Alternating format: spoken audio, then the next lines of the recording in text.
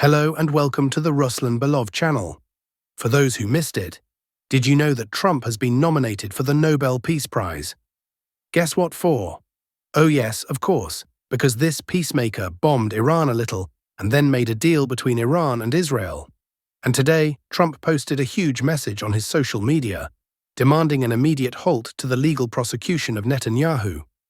He's being accused of corruption and abuse of power, and he's supposed to appear in court on Monday. But that's how democracy works, right? A president steps in, interferes with the judicial system, and orders a trial to be stopped. Nothing strange here. That's democracy. It's different. Anyway, the fighting continues, and we continue to monitor the situation at the front. Let's switch over to the map. So friends, in the past 24 hours, there have been several quite interesting advances. And we'll start with one particularly noteworthy development. What makes it interesting is that it occurred on a completely dead sector of the front. We're talking about Kharkiv region, the Vovchansk direction. Tell me, when was the last time you heard anything about Vovchansk? A couple of weeks ago, or maybe about a month ago, there were some minor movements. But overall, in the past year, there's been very little activity here. In fact, there was none at all. But now, suddenly, in just one day, take a look, they've advanced on two sections at once. And if we talk specifically about the southwest of the city, our guys have done something truly incredible. They managed, get this, to cross the Vovcha River, enter the southern part of the city, where we previously had no presence, and push forward 350 meters into the southern part of Vovchansk. That's impressive. Why is it impressive? Well, again, Vovchansk is split by the river into two halves, a northern part and a southern part. More than a year ago, during the offensive in the north of Kharkiv region, we reached Vovchansk and got stuck, precisely because the city is divided by the river.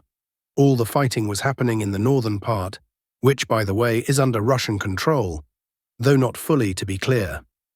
The southern part of the city had never been entered by our forces, and now they've managed to conduct a river-crossing operation and land on the opposite bank. They also took full control of a small forested area there. We'll see how things develop, but this event is symbolic. It shows just how bad the situation is for the AFU, if even dead-end sectors like this are starting to collapse. The Siversk direction, which had been stagnant for years, is now moving. And now Vovchansk is starting to stir as well. And do you know why this is happening? Those who watched my previous report already know it's because the Ukrainians are launching completely reckless meat grinder assaults. Whether it's in Ukraine's Sumy region, or in Russia's Kursk region, or in the area near Novyi Put, the AFU lost 50 soldiers in a single attack, and they achieved nothing. That's why even previously frozen sectors of the front, where it seemed impossible to advance, are now starting to give way. Sectors where we didn't move for a year.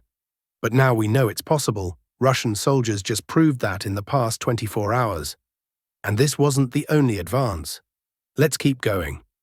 Actually, before we move on, there was another advance in Vovchansk I haven't yet mentioned. We've already covered the river crossing and capture of the forested area in the southern part of the city. But there was also progress from the eastern side. Here, they didn't cross the river, but reached it, advancing 450 meters along Metallist Street through the residential zone. Or rather, what used to be residential, it's mostly ruins now. There's basically nothing left of Vovchansk. As a result of this movement, our forces reached the Vovcha River. Will this lead to further operations in the city? We'll see, but what's clear is that movement has started, and that's a fact. All right, now let's really move on. In the rest of Kharkiv region and the Siversk-Lyman axis, I've got nothing new to report. So let's shift eastward, to the eastern flank of Myrnohrad. There was an advance here too, and it was numerically significant. Our guys covered a distance of 1.8 kilometers north of the village of Shevchenko-Persha. By the way, speaking of Shevchenko-Persha, if you watch not only my reports, but also those from other analysts, you might have noticed something. Some maps show Shevchenko-Persha as under our control, and some don't. Why is that? Well, because the Russian Ministry of Defense announced the capture of the village back on May 28th. It's now June 26th, almost a month later. And guess what? Not a single video, not one image, no flag, No footage whatsoever to confirm control of the village has appeared during all that time. And that's just not how things work. When a settlement is taken, footage always follows. Maybe not immediately, sometimes it takes 2 to 4 days after the announcement. But images always come. In this case, nothing for a whole month. So someone may have jumped the gun. It happens. That's why American cartographers didn't mark it as under Russian control. And they were right. If there's no visual confirmation, there's no point in coloring the map. But as for the almost 2-kilometer advance toward Novotroitsky and Vladimirovka, there is visual confirmation. That's why it was marked accordingly. There were also some minor advances in the Pokrovsk direction, which, as you've probably noticed, has recently become more active. In recent days, we saw good progress around the urban-type settlement of Udakne, on the western flank of Pokrovsk.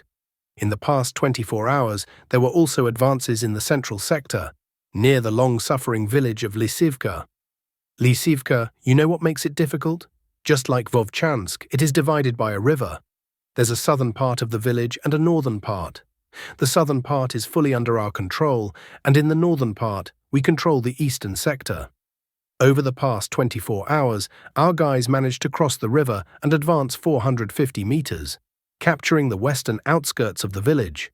As a result, the Ukrainian armed forces are now trapped in the northern part of the village from both the east and the west, placing them in an extremely unfavorable position. This gives hope that things will move faster now, and that the entire village of Lysivka may soon fall under our control, after which we can move on to the next village, Sukhi Yar. Now, perhaps the largest advance took place again in the south of Donetsk region. Just take a look. Here, the Vostok group advanced 2.5 kilometers and took control of the village of Yelta. This, by the way, is right up to the administrative border with Dnipropetrovsk region, which in this area runs directly along the Vovcha River. And by the way, here's a perfect example of what it looks like when a village is taken. You immediately get footage showing objective control, footage with flags, and from multiple areas within the village, to make it clear that our forces aren't just hanging out on the edge, but are present throughout. Even American mapmakers update their maps instantly, because once footage exists, there's no room to argue. Unlike Shevchenko Persha, which, as you recall, was declared captured a month ago, and yet to this day, not a single frame has surfaced from there. Not one. As for this sector, only one last village remains, Zvezda. From the current positions, it's just about 1.2 kilometers away. Very soon, within the next 2 to 3 days, fighting will begin there as well. Once this entire sector is cleared, the logical next step would be to straighten the front line along this axis. Because honestly, across this vast area, about 100 square kilometers, there's only one small settlement, a dacha village with a single street. Everything else is just fields, fields, and more fields. This pocket will need to be cleared out in any case. I'm sure this will be taken care of in the very near future. Huliaipol direction. The settlement of Shevchenko is coming under Russian army control. That key point has fallen, and now the units of the Vostok group have approached the border with Dnipropetrovsk region. It's practically within arm's reach now, but that's not even the main goal. Taking Shevchenko opens the way to the village of Voskresenka, the capture of which would greatly help Russian forces secure control over the major bend of the Vovcha River and reach the settlement of Ivanivka, located to the north. That concludes the frontline update for today. Now, a few words about political developments. The NATO summit in The Hague went poorly for Zelensky. According to German newspaper Bild, he was merely a side observer. He was invited only as a spectator. There was no dedicated working session on the war in Ukraine, the paper stresses. Zelensky this year was a secondary figure at the summit. No invitations to working meetings, no billion-dollar aid packages, no statements about Ukraine's prospects of joining NATO. One thing is clear, Trump is ready to deny Ukraine NATO membership as part of a peace deal with Russia. Trump and Zelensky met, but it was a cold and unenthusiastic meeting. According to the Legitimny Telegram channel, Trump hinted that Zelensky would have to give up some territory if he wanted to keep his country intact. Trump wants a way out of the Ukrainian crisis. one he can pin on Europe and blame on Biden, Zelensky, and the globalists. For Zelensky, NATO itself has become another cold shower. Trump is expected to soon hold a phone conversation with Putin. Meanwhile, Iran retained secret uranium enrichment sites designed to ensure the nuclear program could survive even under airstrikes, reports the New York Times. These sites are small and scattered across the country. According to the paper, US intelligence concluded that most of Iran's enriched uranium stockpile was moved before the US bombing, which only destroyed a small portion. CNN had earlier reported similar findings, which infuriated Trump. In response, Trump jokingly authorized China to buy Iranian oil. He added, "I hope they buy it in large quantities, and from the US too." As we analyzed earlier, this wasn't just about uranium, but also about oil. As part of Iran's capitulation, Trump wanted the US to be integrated into Iran's oil supply scheme, both to make money and to control supply flows to its geopolitical rivals. According to Telegram channel The Rada, China, Pakistan, and Russia broke the scheme, offering their own peace plan for Iran. Trump, unwilling to accept it, halted the war without a peace agreement. But the narrative had to be preserved. Hungarian PM Viktor Orbán posted a message tagging Ursula von der Leyen, Zelensky, Rutte, and Costa, saying that accepting Ukraine into the EU would immediately drag the bloc into a direct conflict with Russia. He wrote, "Mr. President, with all due respect, the European Union was created to ensure peace and prosperity for its member states. Accepting a country at war with Russia would immediately pull the EU into direct conflict. It's unfair to expect any member state to take that risk." Zelensky, in turn, reacted bitterly, complaining that a single party was blocking Ukraine's EU entry, hinting at Budapest. Orbán also declared that Russia is not a real threat to NATO. The real danger to Europe, he said, is its declining competitiveness in global markets. NATO has no business in Ukraine because Ukraine is not a member of the alliance, said the Hungarian Prime Minister.